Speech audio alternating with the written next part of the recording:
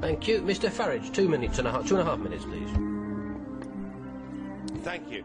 Well, Mr Barroso, I'm always prepared to accept I might be wrong, and I thought the democratic revolution against this Euro lunacy was confined to Northern Europe.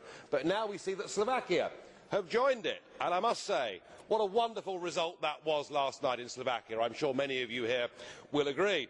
And it's produced, I think, the quote of the crisis. Richard Sulik, who led the rebels, said, "I'd rather be a pariah in Brussels than have to feel ashamed before my children who would be deeper in debt." Well, I know how he feels, because I've been somewhat of a pariah here, perhaps for the last 10 years.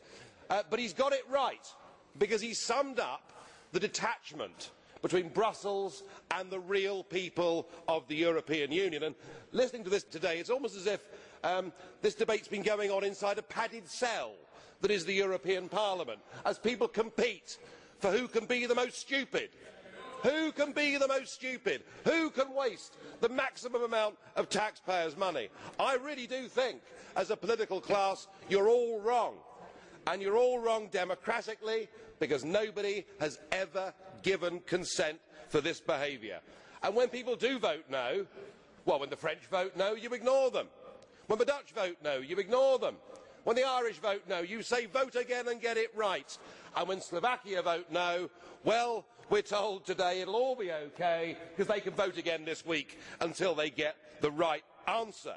We've got 17 countries trapped inside this economic prison of the Eurozone, and all you can do, Mr Barroso, is stand up and say we need more power.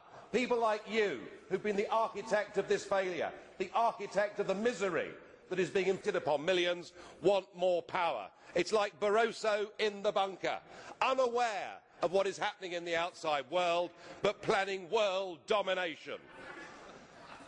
And in economic terms, it's getting madder and madder.